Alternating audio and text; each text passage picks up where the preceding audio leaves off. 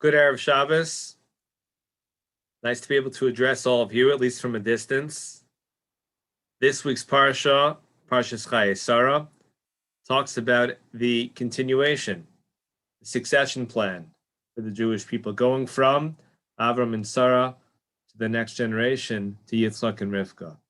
This past week, unfortunately, we lost two great rabbis, Rabbi David Feinstein, Zatzal, and Chief Rabbi Lord Jonathan Sachs, Zatzal. These two figures pose the question, with their passing, how will we continue on without their wisdom, without their leadership? And our Sedra asks the same question. When Avram and Sara get gathered up to their Creator, we wonder, how is it that it will be passed on? Indeed, the Gemara tells us what was the symbol of Avram and Sara. The way the Gemara asks the question is, what is their matbeya? What is their coin? Coin often has on it the sign or the image of whatever group of people are using that currency. And so the commentaries tell us that there wasn't a real coin, a tangible coin, that person could look at and see that this is the coin of Avram, but rather it's a symbolic question. What is the matbeya of Abraham? And the Gemara answers that on the one side of the coin is age with wisdom, an image of someone who is old, a male who's old, and a female who's old.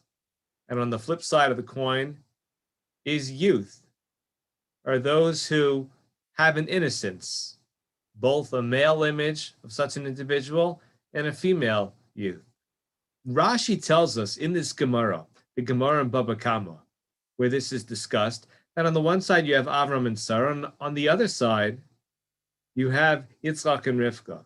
But there's another commentary, the commentary of the Maharsha from the 16th century, one of the most important commentaries on the Gemara, and indeed perhaps the go-to commentary when it comes to Agadata or to more anecdotal discussion, such as this. And the Maharsha says that no, Yitzchak and Rivka are not represented on this coin. That's a mistake. The coin is a representation of two qualities of Avram and Sara. On the one hand, Avram and Sara were able to personify wisdom, experience, a certain kind of intellectual accomplishment. And on the other hand, they had exuberance. They had a certain kind of youthful outlook on the world and excitement. And the Maharsha tells us that these two ideals coexisted within Avram and Sara. And that's why we were successful in transmitting the Masorah and our ideology.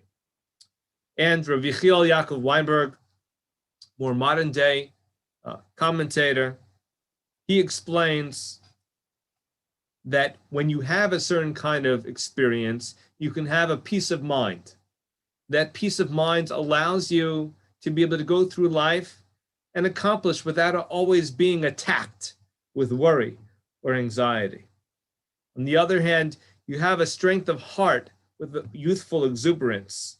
You have an eagerness, an energy, a strength to you. And that's what Avram and Sara had. And oftentimes, you don't see those go hand in hand. And that's why the Gemara tells us that there was this exceptional character to Avram and Sara, that they had that great sagacity, that great sage-like quality, and at the same time, a great energy. And that's how they lived throughout their life.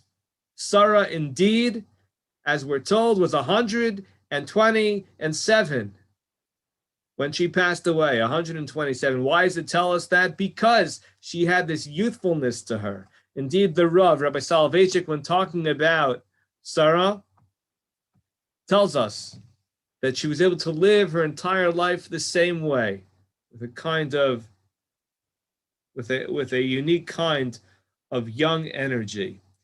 And we're told as well that how to understand this, that they had a relationship, a special marital relationship, where they had a passion one for another. As in their youth, they had that in their older years. They had a love which grew over time, but also had that kind of romance when they were younger, Avram and Sarah. They lived a well-balanced life.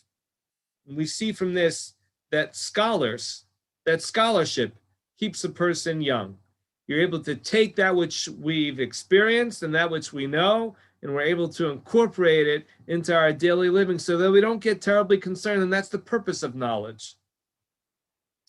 And so we're told that they had this correct balance, and that's the right way to go ahead and to transmit to the next generation.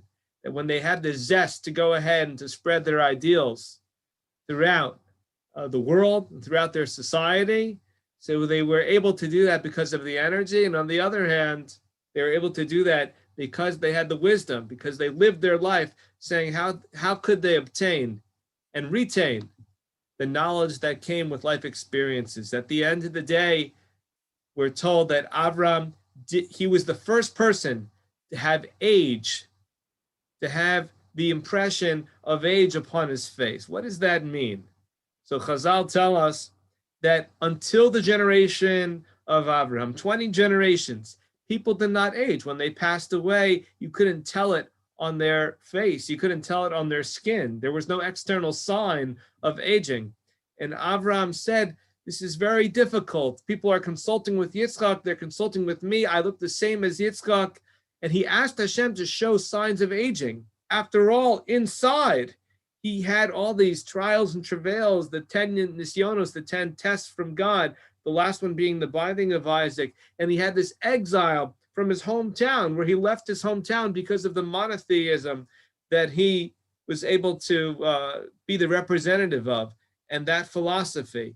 But it never showed on his face, and the aging allowed him to have and give humanity. He was the first one to have this sense of wisdom and life experience, make an indelible impression. But we shouldn't think, and that's why the commentary is so important, we shouldn't think that in any way that diminished his vigor.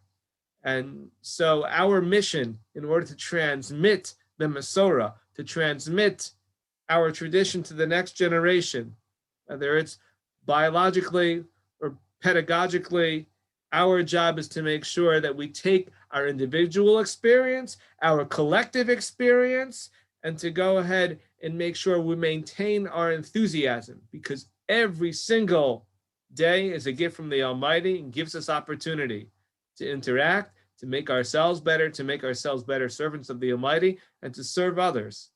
And so, Yehirat Somni, it be Hashem's will that we read our Sedra this week and have that necessary inspiration to combine this coin, the matbeya, as the Gemara says, of the character of youthfulness and the character of wisdom, to combine them into a force for the sake of Torah, for the sake of our values. Thank you and have a wonderful Shabbos.